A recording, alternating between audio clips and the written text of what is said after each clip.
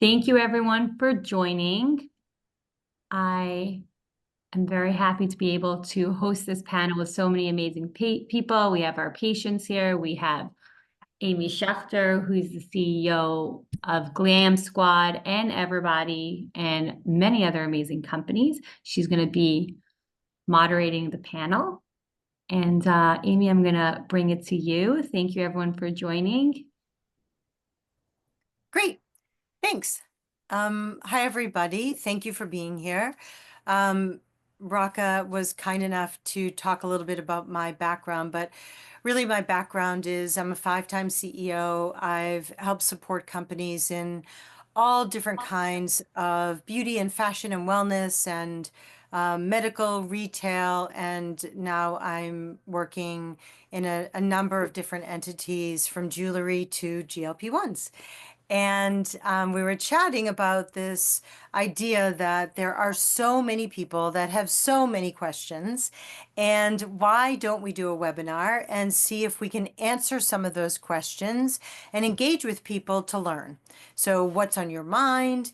What are you thinking about as it relates to a GLP-1? And could this session help you consider one to do it, to not do it, or to just be educated?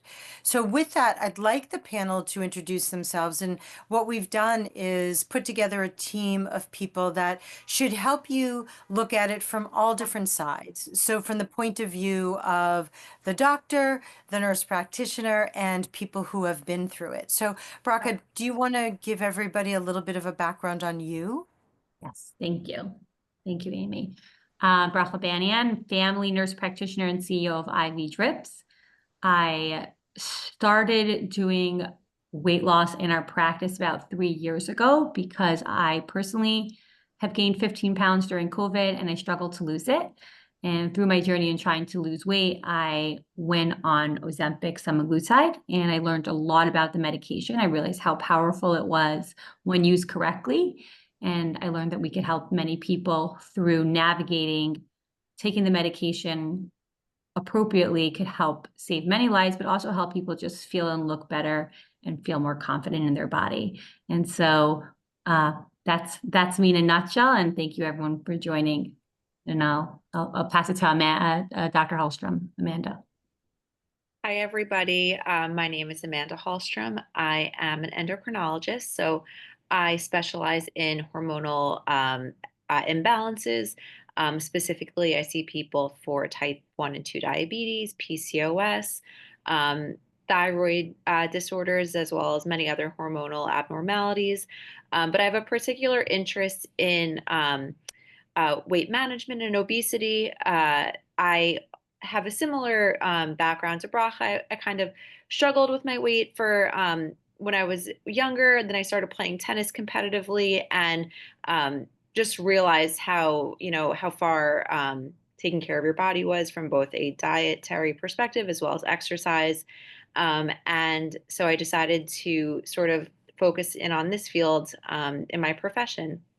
So I have a lot of experience prescribing GLP-1s, and many of my patients are on GLP-1s. So I'm happy to answer any questions today. Wonderful. And how about you, Katrina? You want to intro you? Hi, yes, I am Katrina Walczak-Reuter. I am just from Chicago. I'm in sales and healthcare staffing and recruitment, and I am a GLP-1 user, very thankfully. So just like Bracha and Amanda, I kind of got to a point in my life where I said, you know what, I'm going to take back control of this, and had my hesitations at first, but it's been an absolutely beautiful and wonderful journey and educating myself in the realms of all the things again, as well as, obviously just getting back to it and taking care of myself and getting back to being confident. So I'm happy to be here today, and I'm happy to share, obviously, any of my personal experiences, and I'm looking forward to learning a bit. Great. Amazing. And you, Rachel? I'm Rachel Ostroy. I am a business owner. I have a clothing store. I also have a social media platform. I'm a voice for Israel. I have a clothing store. I have a lifestyle page, and I have 3 beautiful children, married for almost 10 years. And I'm a user myself. I shouldn't say it like that. Doesn't sound so great. Um, and I just found juggling all the balls of life, looking good, feeling great, hard. And I said, I need to find a different journey, a different path to really boost my life. You want to look good, you need to feel good. You want to feel good, you need to look good. It's inside out. And on this journey now, almost a year. I started in March, and I've never been happier. So Wonderful. Thank you. that's me in a nutshell. Okay, well, thank you. Okay, so let's get right into it. And please, I can see that there are people that have already started to ask questions. Please feel free to ask questions. The goal is to answer them. And anonymous attendee, we will get to that question, but just in a minute, because we're going to first introduce what GLP-1s are. And so we're going to turn it over to you, Dr. Halstrom, and explain what a GLP-1 is and how it works. Great. So GLP-1s are sort of the umbrella term for our incretin hormones. So we have GLP-1, which is a glucagon-like peptide 1, and we also have GIP, which is a gastric inhibitory polypeptide. When these medications first came out, we were really just targeting GLP-1, the GLP-1 receptor. That's where we have semaglutide or Ozempic or Wegovy. And then later on, we developed this medication that targeted both the GLP-1 as well as the GIP, and that's tirzepatide, which is the other flavor of these types of medications. And what they do is very similar. One just does it a little bit better. But what they do is they target the gut. So they basically slow gastric emptying. They slow the digestive process, which signals to your brain and to you that you're not hungry. It decreases your appetite. It increases satiety. So it increases that sensation of fullness. So you notice that you'll be eating a lot less to get to that feeling of being full. So that's the main mechanism of how it works to help with weight. And then, of course, we use these medications also to treat type 2 diabetes. And their effect is to lower blood sugar through regulating both insulin, which is a hormone, as well as glucagon. Wonderful. Bracha, can you tell us how your company uses GLP-1s in your practice? And, a lot of people have questions of which medication is right for me. How do you know which medication is right? Do you test it? Is there a formula? How do you figure it out? Sure. Great question. Thank you. We use GLP-1s as a tool to help patients develop new habits. So we don't use it as we don't use it as you're going on this medication and just fully rely on the medication. We use it as a tool to help you develop new skills and new brain pathways to have new healthy habits, to have you have sustainable weight loss. We also use it as a way for people to start listening to their body instead of silencing it, where we go slower on the doses as we increase them, for them to start listening to what their body's telling them versus decreasing any appetite of ever being hungry so that their body is silent. So we use it as a tool. When we talk to a patient, we learn about their goals, what they're looking for, what their medical history is, and what their real struggles are. Is it, binge eating? Is it menopausal weight gain? Is it, I've been struggling with weight my entire life. And so based on their history and what they're struggling with, we're able to, it's art and science together, make an assessment about which medication would be better for them. So it really depends on their medical history, their goals, and really why they gained weight and what they're looking to fix. And sometimes there's like a lot of hormonal changes that happen. And so certain medications work better with the hormones. Thank you. Quick question, Rachel. When you started using the GLP-1, that was about a year ago, you said, almost a year ago. What has your experience been like? And you've been on it a year, and a lot of people are just starting out. What is that journey like? So I have to say a couple of things. I had spoken to Bracha about it, a couple of months before that. And it's really a commitment. It's a lifestyle change. People think it's like this. Bracha and I were talking about it. It's not just like a magic potion. You take it and you're going to get skinny. Everybody thinks it's like the skinny pill. Everyone thinks it's like count to 10 and like, oh, she's on Ozempic. She lost weight. Not the case at all. You have to be committed.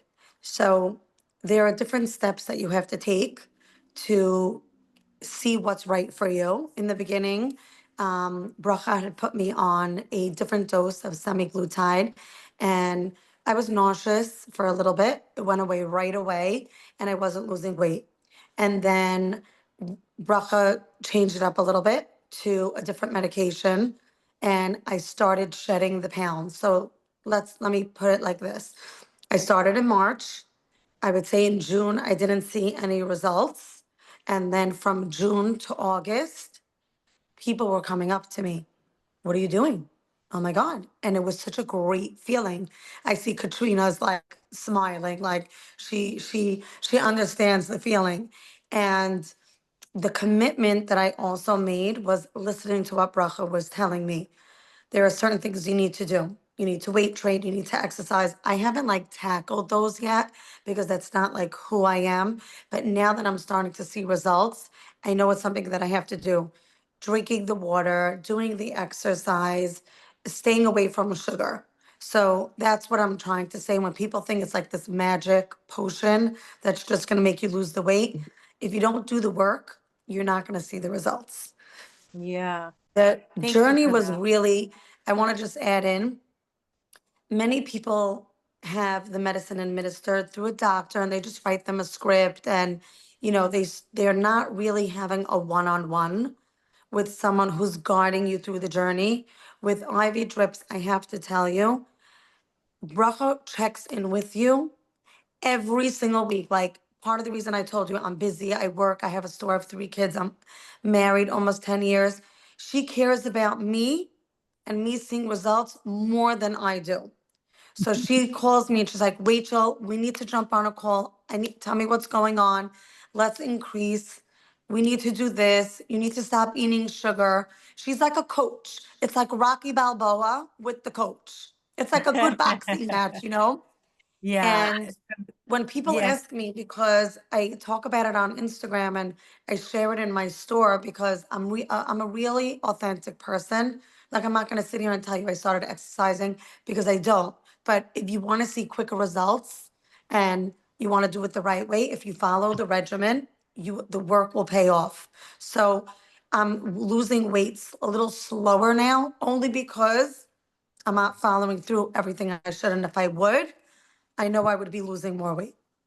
Terrific. But the journey has So been Dr. amazing. Halstrom, I'm curious because a lot of people are asking, how do I know if I'm a candidate? How do I know if it's right for me? How do I know if I'm on the correct medicine? What are the answers to those questions? Yeah, those are good questions. So as far as being a candidate, so the guidelines, which are guidelines, they're not, things written in stone. We just use them as a guide. Say that if you have a BMI of 27 or above, with a comorbidity, and a comorbidity can be really any side effect from being overweight, high blood pressure, high cholesterol, heart disease, diabetes, um, obstructive sleep apnea. I mean, there's a long list. Or if you have a BMI of 30 or above without any comorbidities, then technically you qualify to take these medications. However, it's sort of a gray area because BMI is not the best measure of someone's overall health. BMI is a number that tells you your weight to height. That's really all it is. And weight can be muscle weight, it could be body fat. So someone who's, 100% muscle, no body fat, could have a high BMI, but they're in perfect health. So it's not the best measure, but that's what the guidelines state. With that said, I have had patients who don't meet that BMI criteria because I feel like they are at risk for all of these comorbidities because they have family history, or maybe they've gained a lot of weight in a short period of time. So there are other ways that you can qualify for it. Insurance coverage is a different, you know, situation, but I would say that a lot of people qualify for it, even if they don't meet those guidelines. Gotcha. Thank you. And Katrina, tell us a little bit about why you went on it and what you've experienced. Oh, what I've experienced. This is a loaded one, and it's a good one. I made the executive decision to explore GLP when one evening I was upstairs with my aunt, and I took my blood pressure just for funs and giggles, and I was 141 over 109.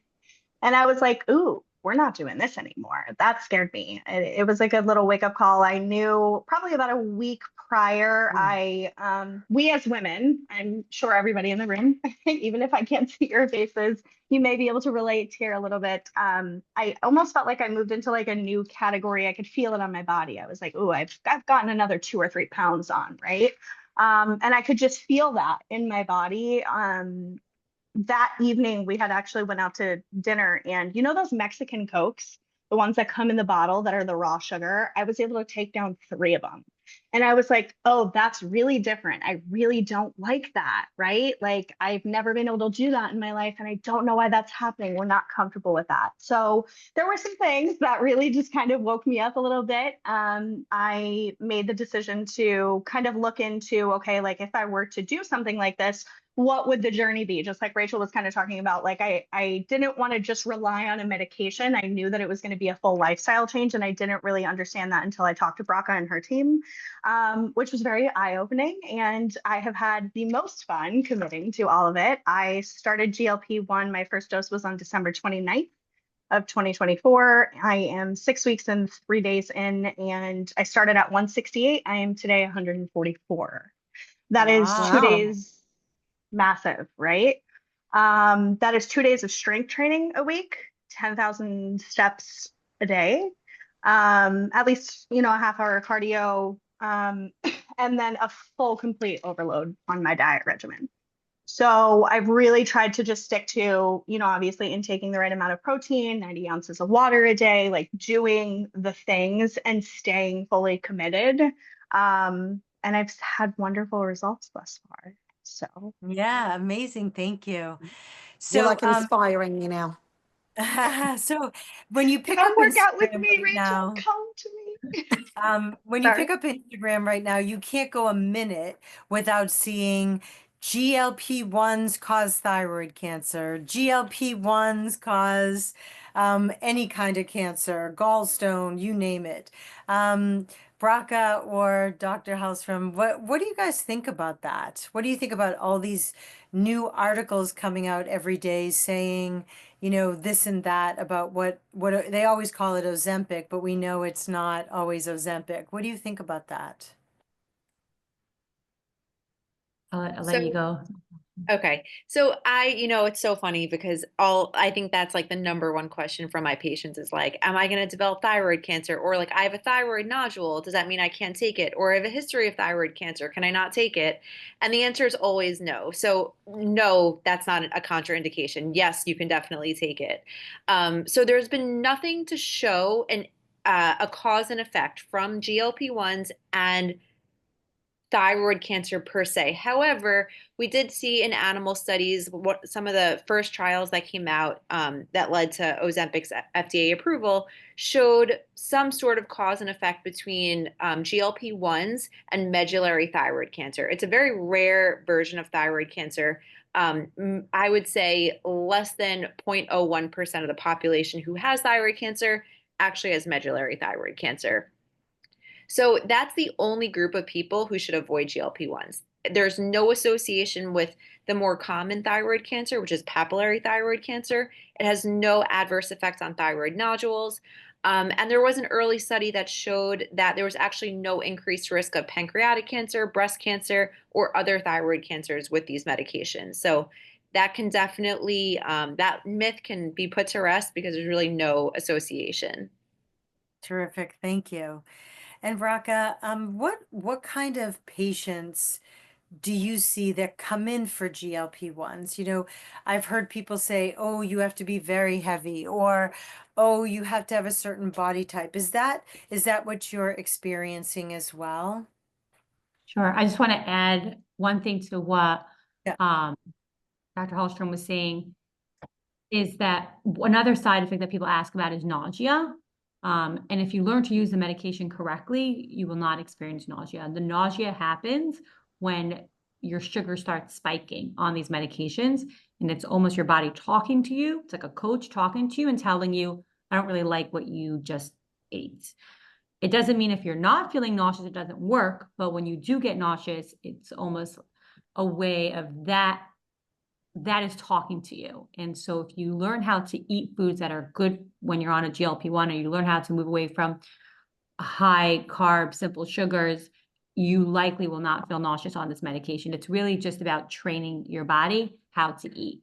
And I see it as a beautiful thing. Something's giving you guidance about real-time feedback about what your body's feeling.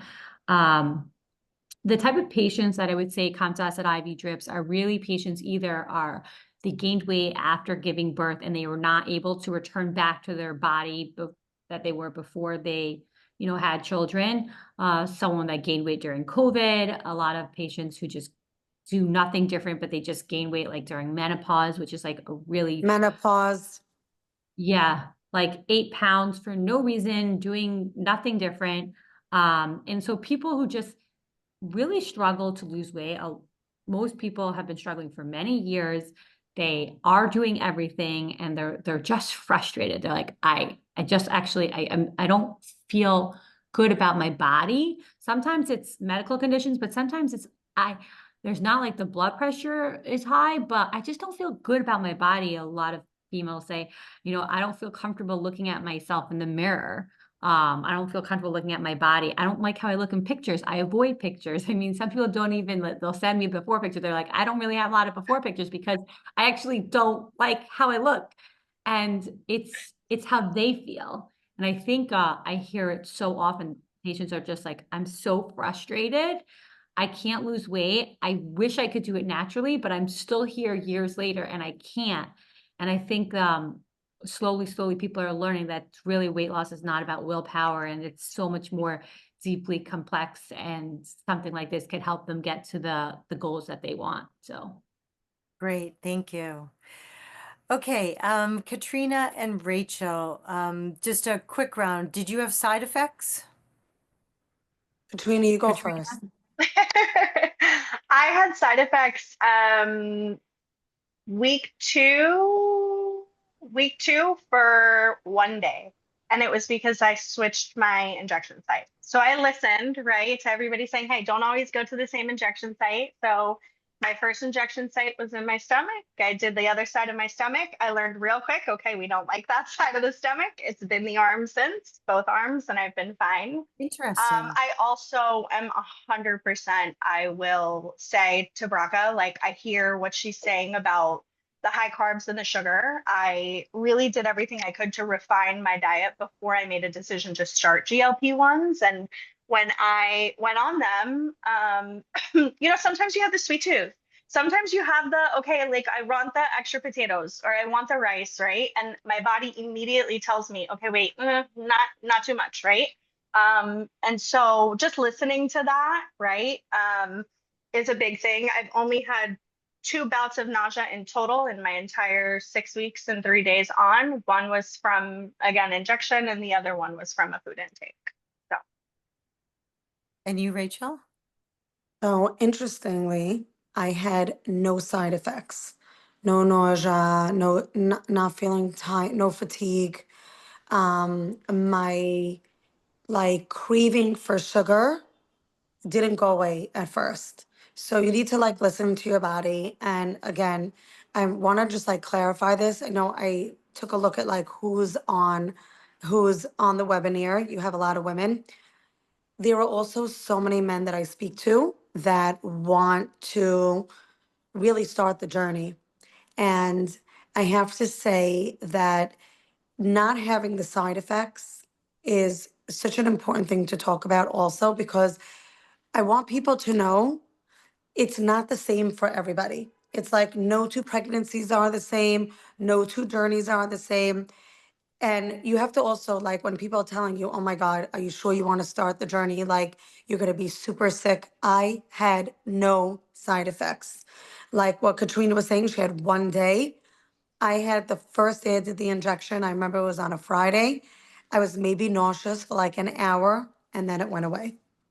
So for all those people asking, am I a candidate? What's my weight that I have to be? Am I going to be nauseous? What's the side effects? You need to really speak to somebody that really, really is knowledgeable, like a doctor or like Bracha, and only speak to them. I always say there's a few things you do not discuss with people: your children, your business, and your spouses. You go direct to the source. So if you're going to ask 100 people their experiences, you're going to get 100 different answers, and it just like might steer you away. And for somebody, like what Bracha was saying was so point, like right on, the willpower. Losing weight sometimes has nothing to do with willpower. So you could really, like, I know this is not like part of the question, but it made me think about it. You could not start the journey because of influence through people. So do not get influence from the negative. Speak to somebody like Bracha, speak to a doctor, and see if you're a candidate from the inside out. Terrific. Thank you. Okay, so I know a lot of people are talking about this. Dr. Halstrom, I'm curious. I've heard people say, oh, you can't start it because once you start it, you're going to be on it for the rest of your life. If you start it, you can never go off because you're going to gain 100 pounds if you go off of it. You can't start it because it's addictive. Can you demystify this for us? I love Yes. this question. So first of all, definitely not addictive. There's no, center in the brain which is telling you to keep taking it. It's actually sort of toning down some of the reward centers in the brain, which are telling you not to eat. You're not hungry. So the cravings go down from it. So it's like almost the opposite of something that's addictive. Um, as far as coming off of it, I have had patients come off of it successfully. And these are patients who made a decision to change their lifestyle. When they started it, they didn't just start the medication. It was like they changed everything. They changed their dietary habits. They increased their exercise. They got on a good exercise regimen. They met with a nutritionist. They tracked their food intake. They tracked their protein intake. It was really so much more than starting the medication. And it was just a lifestyle change that they continued when they came off of it. Everyone will gain a couple pounds here or there back just because you're eating a little bit differently when you're off the medication, but that doesn't mean you're going to gain 100 pounds back, and everyone's experience is different. Some people gain 2 pounds back, some people gain 10 pounds back. It really just depends on how committed you are to the lifestyle change. It is generally indicated as a lifelong medication, but that does not mean at all that you have to be on it for the rest of your life. I've heard people say, Bracha, that one of the ways not to stay on it a lifetime is to microdose it, and people are microdosing it. What does that mean exactly? Sure. Great question.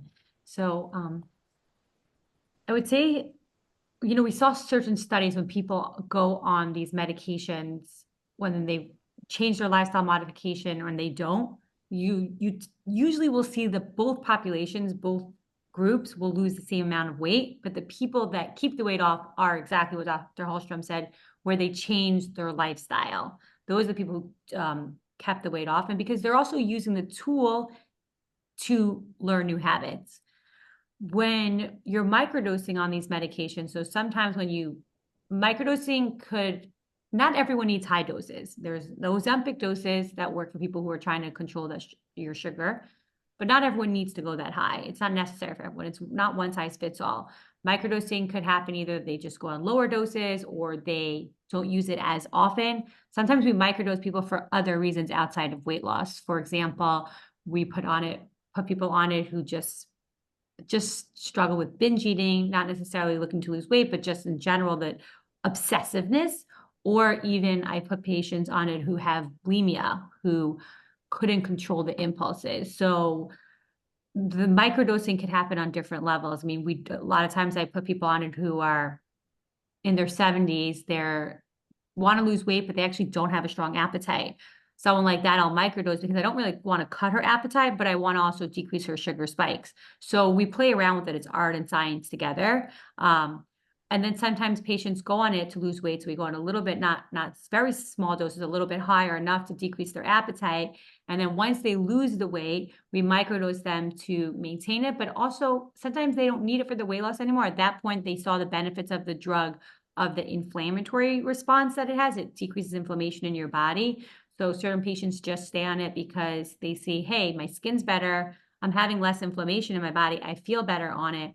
And they keep on taking it at a lower level, not to decrease their appetite, but to get the benefits of longevity. Thank you. So, Katrina, you talked a little bit about lifestyle change. And Bracha, you keep mentioning lifestyle change a lot as well. It sounds like it's not a magic pill, and you do have to have a lifestyle change in addition to taking this medication. What does that mean for you, Katrina, and how can you share that with this group? Yeah, for me, it is an overhaul, like complete overhaul in my entire life. It started with my diet, absolutely. I think my biggest first concern moving into the GLP was the side effects and then whether or not I could get off of it, right? So Dr. Halstrom's answer in a space of like, hey, listen, like you could, if it's sustainable, was the first answer that I got. And my question became, how do I make this sustainable, right? If I'm going to leverage this as a crutch, I'm going to learn the new habits and I'm going to create a better lifestyle for myself. I've never done that in my 30s. I am 33 years old and I still feel like I'm 19. It's great, right? But I'm not behaving like I'm 19 anymore. I'm not as active as I was. So I told myself, okay, we're going to clean up the diet, beautiful. And we're also going to get back into the gym and we're going to find the things that make me happy in a space of keeping my body active, right? Like Dr. Halstrom again said, keeping track of everything. And that's just because I'm on, again, a hyper awareness space and a hyper education space right now. It's not even more so I could lose the weight without the tracking and I could, I'm working with a personal trainer. I'm 2 days a week, I'm strength training with him and then the cardio. And he's telling me, hey, look, like, let's do the caloric intake and make sure you're watching your calories. But it's interesting for me. It's more so like, hey, like I want to know how much protein I'm intaking. I want to know how many carbs I'm intaking so that eventually I can get to a point where I know what meals I can eat and what makes me happy and keeps me, obviously sustained. And so I think it's a big education piece, the big commitment comment and the lifestyle comment keeps coming up in a space of, for me, I really dove into it from an educational realm. Amazing. Everyone on this call so far is talking about protein. Bracha, why is protein? I mean, my friends that are on it are drinking liquid protein. They're counting their protein. What is it? Why do you have to be so conscious of protein? Okay, so protein is essential for our diet. A few different things. One is you should be working out on this medication, lifting weight, resistant training. In order for that to happen, you need protein. Whether you're on the medication or not, you need to have protein when you're having that sort of lifestyle. The other thing that's important to know is when you go on these medications, your appetite does decrease. So you have room for like X amount of food. Usually you have room for this. Now you have room for this. You have to make decisions about what you're going to eat. You only have there's only X amount of hours in the day that you have to make decisions about how you're going to spend those hours. Same thing happens when your appetite decreases. You need to make those choices. And the choices that you need to make have to be high in protein, high in fiber, because those are the things that are going to decrease your sugar spikes when you pair it up with carbs, and they're going to help you keep full for longer. So when you have less room to eat less food, you have to make decisions to eat foods that are going to fulfill you. When you do those things, that's how you're able to sustain the weight loss. When you just say, you know what, I'm not hungry, I could actually just pick from these few fries and just pick from this, and I get to eat all these things and still be skinny. If that happens and you fill up the amount you have in your stomach for just those small amount of foods, and when you go off the medication, it's not going to work anymore. You really have to stick to the fiber and protein to have a healthy, nutritious body, because if you only have X amount of space. You have to eat things that are going to help you grow muscle, hair, skin, nails, and give you nutrients, and also for long-term results. Amazing. Rachel, how has this weight loss journey supported you and helped you? So, great question. And I wanted to answer that before. So, everybody has this, like, I would see either wake up call or like epiphany. I'm not happy.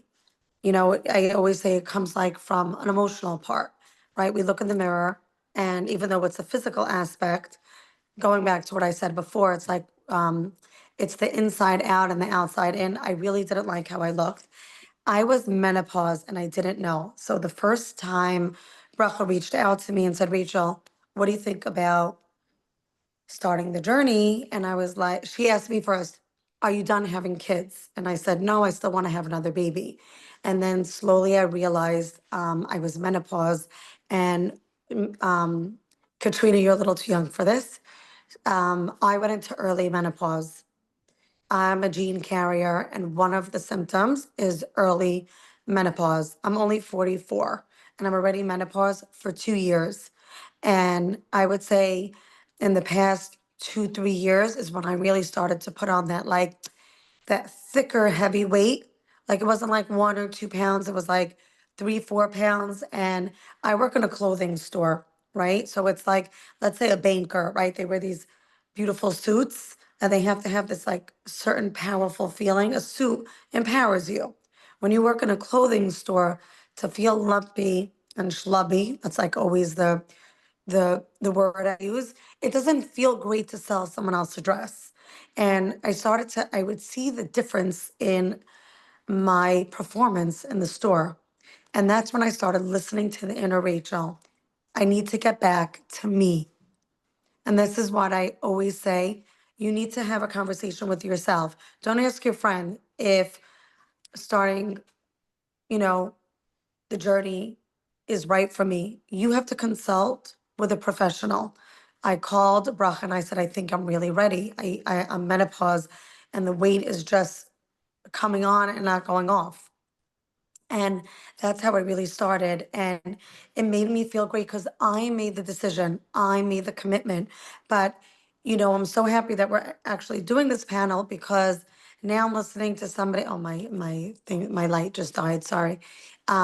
Listening to like Katrina and how she's so motivated and she's really listening to herself and the intake and becoming like really worldly and knowledgeable makes me stop and say, you know what? This is important. Like, I have to start taking the other kind of steps because no, it's not a magic pill. And maybe I have to start doing those things. I'm like a foodie. I munch at night. I have to, like we all have those things. So anyone that's considering, starting the journey, they have to really be committed. You don't have to, I don't want to overwhelm anybody, but like there are certain steps that you have to take. And it's 1 week, 2 week, 3 weeks. I'm not saying anything to, scare anybody away. It's on the opposite. Come in with the right frame of mind. I want to make the commitment. I want to feel good. I want better for myself. So when people ask me and they're like, am I going to put on the weight if I stop? You know what? Bracha has walked me through that because all those questions that everybody has right now, we've all had those questions. I'm sure Katrina has those questions. It's a day by day, week by week. Be positive. Bracha walked me through it. She said, if you ever want to go off of it for whatever reason it is, we'll slow down your dosages. There's an answer to every question. So that's how I started, and I'm really thrilled. We can't hear you. Uh, You're muted. Oh, thank you. Thank you. Dr. Halstrom, a quick question for you. As I hear everybody talk about this, I can't help but think about what is the future of GLP-1s? How do you see this being incorporated into our world? Is there any research going on right now? Is it helpful in other areas? People are using it for weight loss, but are there other things that we're learning about this drug? Yeah, I feel like every day there are more and more indications, more research coming out. The most recent thing that has come out is that there is now an indication for GLP-1s in patients with obstructive sleep apnea. So, without any other weight issues or other comorbidities, it's now being covered by insurance for sleep apnea. And that What, can I definitely. interrupt you? Why is that? That's so interesting. That's a good question. I would imagine it's because of the weight loss that you get with the GLP-1 that's decreasing the Wow. like the soft tissue in the palate and in like the in the neck, which is improving obstructive sleep apnea. But as far as like the science beyond that, I'm not even sure if we know. But we are seeing improvements in sleep apnea, decreasing CPAP settings, coming off of CPAP. CPAP is the machine that helps with sleep apnea. It prevents apneic events, basically stopping breathing through the night. There are also studies that have shown that it improves cardiovascular health. So again, people without obesity, without type 2 diabetes, these medications are being approved in the context of someone with cardiovascular disease, history of heart attacks, stents, stent placement. And there are studies now going on showing, or, it's showing some promise in the context of chronic kidney disease and improving kidney function. So there's definitely a lot of research coming out. There's also an oral GLP-1 that's currently being studied that's separate from the one of our older oral GLP-1s known as Rybelsus. So a Wow. lot of research coming out. Amazing. Seems like it is a little bit of a miracle drug. Um, Bracha, so one of the things that we talked a little bit about was side effects, but also, is there anything else we should know about as we consider a GLP-1? Of course, there's the side effects, but is there anything else we should be thinking about as we think about considering it? Do we have to think about family history? Do we have to think about heart disease or high blood pressure? What do you look for to determine if someone is a good candidate?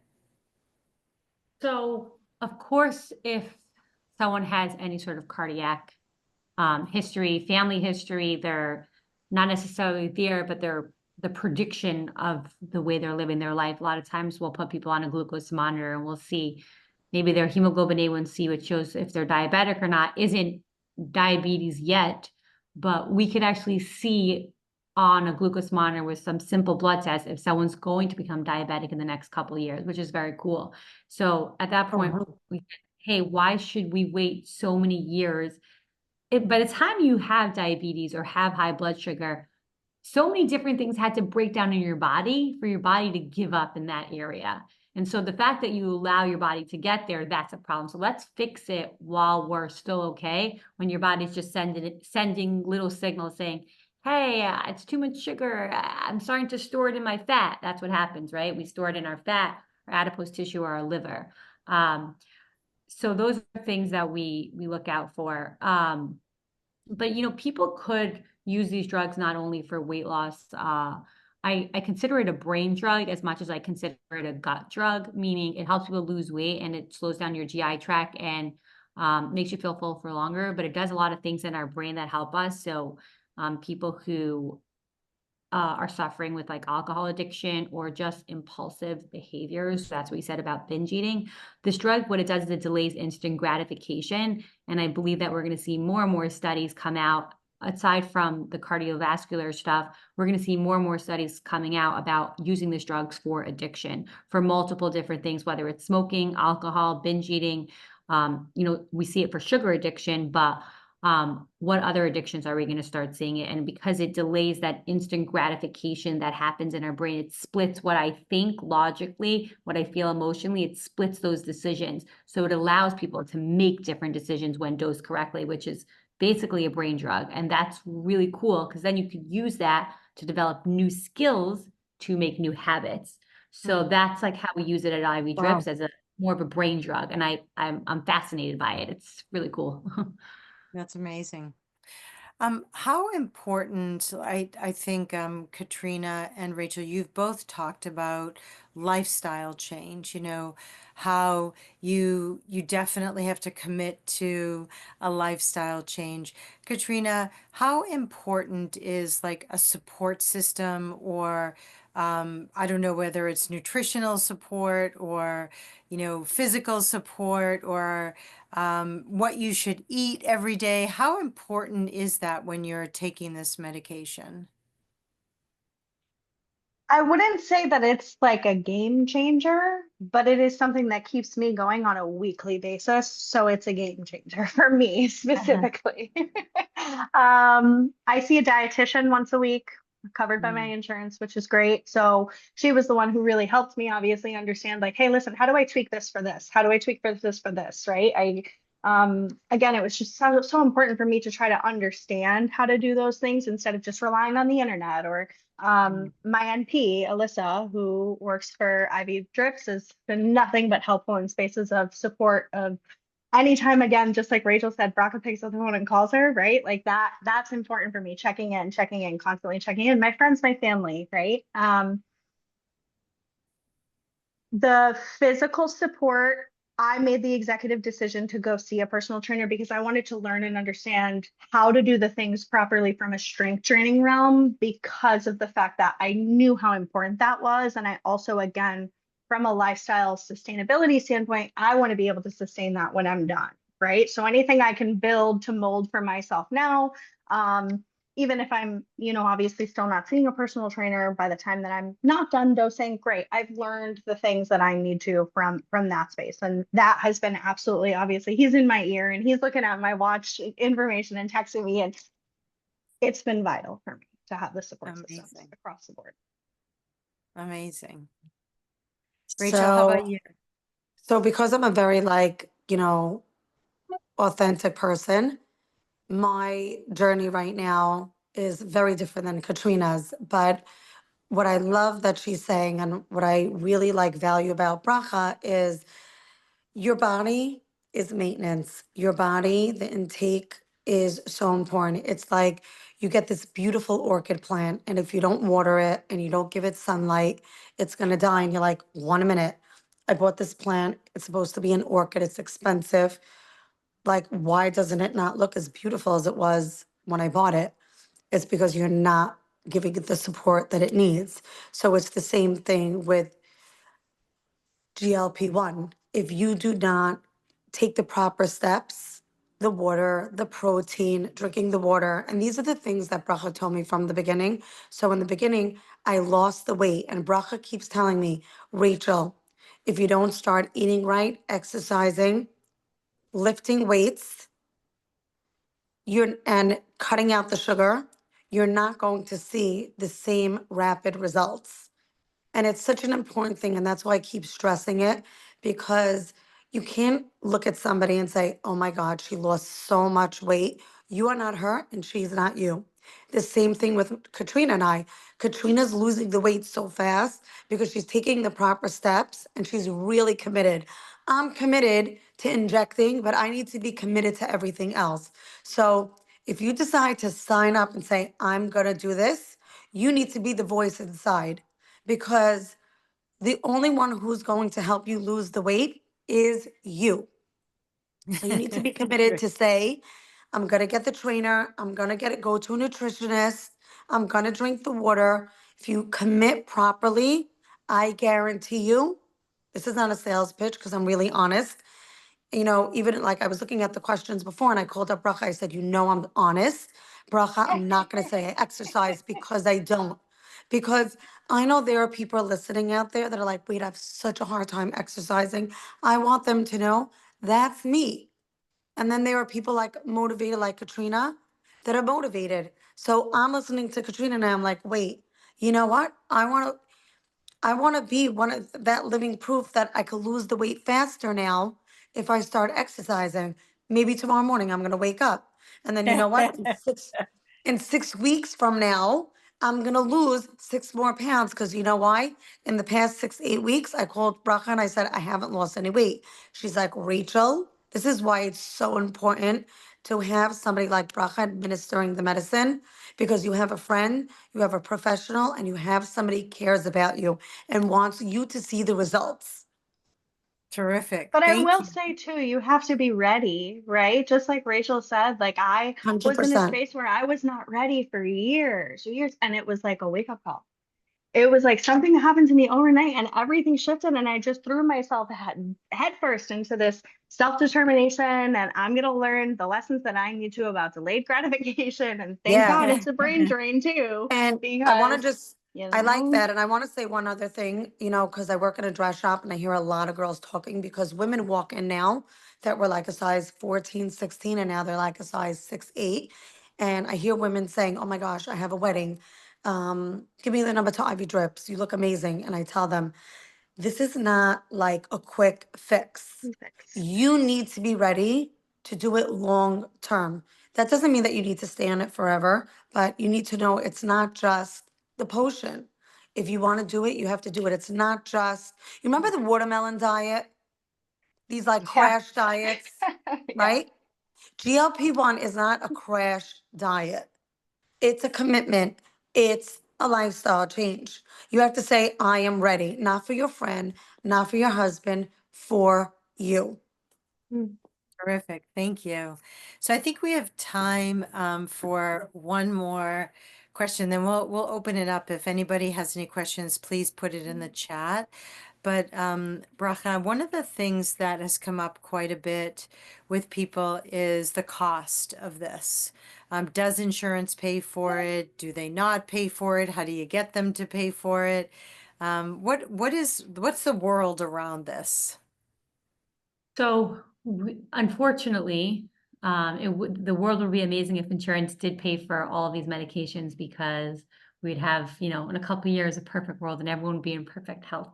But it doesn't. We take care of patients who we don't work with insurance. We take care of patients who are not usually diabetic, but they want to lose weight, 20 pounds. They don't feel like their best self, or even if they couldn't get covered by insurance for whatever reason, believe it or not, a lot of people don't get covered by insurance, even though they really should, or they really do need it medically. And so the amount of days that you would wait to see if insurance covers every single day, you are allowing yourself to have more sugar spikes, more inflammation, putting yourself every day at risk for more cardiovascular risk. So it's not worth the wait. And also, if you don't feel good about your body, it's like, how much do you want to invest in your health? How much do you want to invest in your confidence? You think about when you go out to eat, like the amount of money you spend on food for dinner. I always say, one, you'll be spending less money on dinner because you're going to be eating a significant less. I think you'll actually save money on this medication, to be honest, because there's no Uber Eats in the middle of the night because I'm craving something. At that point, you're able to control those impulses. So you actually save money. But how much money do you want to, you have to look at it as investing in your health. Like, how much money is my health and me feeling good about my body and myself when I show up to the world? How do I want to show up? I want to show up feeling good about myself, because that will come back to you and reflect back. So it's important, and especially for the woman out there, like wanting to feel good about your body and feel good about yourself and look in the mirror and say, I love my body and I love myself. And, and I speak more because I think it's, a lot of women say, I don't want to be vain. I don't want to be so vain, like to lose 10 pounds. It's not vain. Like, you look at the mirror, you should love how you look. You should love your body. You should feel comfortable looking at yourself naked. Like, that needs to happen. And way too many women don't. And I think it's like an investment you make in yourself for, one, confidence reasons, but two, also like health benefits. And I think it's a worthwhile investment, very much worthwhile. Thank you. I want to just interrupt for a minute. I love what Bracha said, and I want to like really amplify this. Vanity is a very, very important thing, because if the concept of vanity didn't exist, women wouldn't feel that urge inside to look good. And it's a push and it's an incentive. There's a balance for everything. So a little bit of vanity in everyone's life is a good thing. Terrific. Thanks. Dr. Halstrom, a couple of people have asked, can you be on this if you're trying to get pregnant? That's a good question. You cannot. So we don't have really any data to support the safety of this in pregnancy. My recommendation is that you would stop it 8 to 12 weeks before becoming pregnant.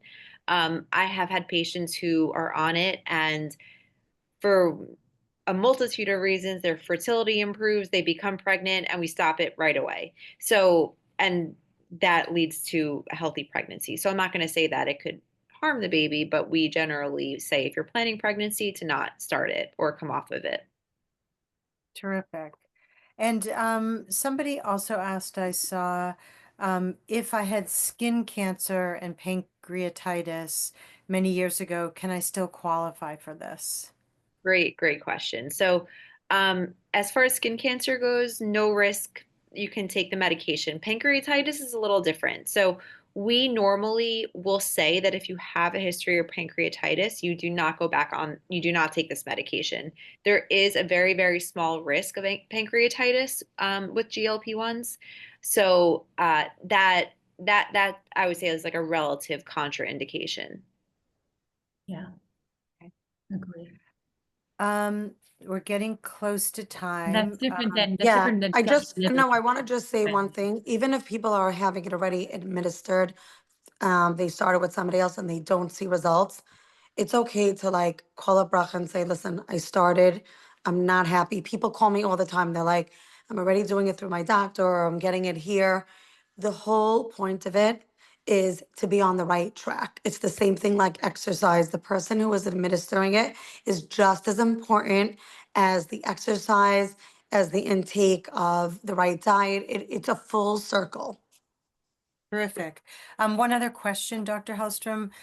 Is it recommended to take any supplements with GLP-1s?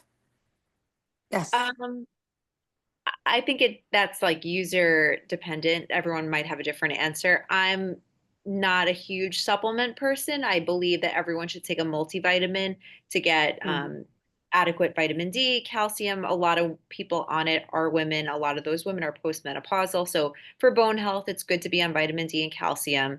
As you lose weight, your bone density decreases. So that's really what I tell people. The protein is huge. It can be taken like in supplement form, like in powder form, but you can get it through the diet. But other than that, I'm not really a huge proponent of supplements. Okay. And somebody asked if they have a history of gallstones. Can they be on Ozempic? Another great question. So, this is sort of a gray area for me. I actually have one patient who I know has gallstones, who I did put on the medication, but I sort of went back and forth for a while because there is a risk of increasing the amount of gallstones, increasing the volume of gallstones with the medication. But I felt like with her, the benefits of the medication outweighed the risk. She knew the risk. I explained that to her, and we decided together that it was a good idea to start the medication. With that said, there is a possibility she'll need to have her gallbladder removed, but it's not an absolute contraindication. Gotcha. Yeah. And then someone else asked if the nausea is very bad, do you ever prescribe something for it, or how do you deal with it? How do you have your patients deal with the nausea? So I'll prescribe Zofran, which is an antiemetic. It's an anti-nausea medication. It's very safe when used appropriately. I'll prescribe that as needed for patients, and that usually, for the most part, fixes the nausea. Yeah. Yeah. And also I say adjust your diet. Adjust your diet. If you're feeling nauseous on it all the time, look into what your dose is. Is it too high? Are you able to eat enough food? And then also what are you eating? Like take a diary and sugar. understand. Bracha, is there a, like, should you expect a certain amount of weight loss over a certain amount of time? Like, is there any standard? Okay, so according to like the FDA, between Ozempic and tirzepatide, I think it's about 10 to 15% of body fat, but everyone's different in terms of how quickly they'll lose weight. Obviously, if you have more to lose, you'll lose weight faster. But everyone's different. I mean, some people do really well on semaglutide, some people don't. Some people do really well on tirzepatide, some people don't. And it really just depends. So many different factors. But at average, I would say 10 to 15% of body fat. Gotcha. And I know somebody else asked if you can go on it for just a few months. Yeah, is that's a that good question. You could, I mean, you could go on it for 1 month. It's completely safe. But if you're looking to lose weight and have sustainable weight loss, I mean, you're not really going to get anywhere for like a month or 6 weeks. It's not, it doesn't work like that. Again, like if you want an injection to just control your appetite and completely turn off your control center to ever feel hungry, of course you'll lose weight in a month or 2 months. Of course you'll lose weight. That's obvious if you're not going to eat anything. But when you go off of it, you're just going to gain it back. So you have to use this drug as a lifestyle. So when you use it as a quick fix, you'll get a quick fix. You'll get exactly that. So I mean, it's you're just not using the drug correctly. And when you hear all these stories, it's because people are not using the drug correctly. It's a beautiful drug. You just have to use it correctly. I mean, I feel like if you don't want to use it correctly, just don't go on it. Gotcha. Okay, we are at time. You guys were great. Thank you so much for taking everyone's question. Thank you so much for having us. Yeah, great job. And thanks to everybody for showing up today. Thank you. Have a wonderful night, and Bye. everyone should see success on it. Appreciate you. Thank you. Bye. Good night. Bye.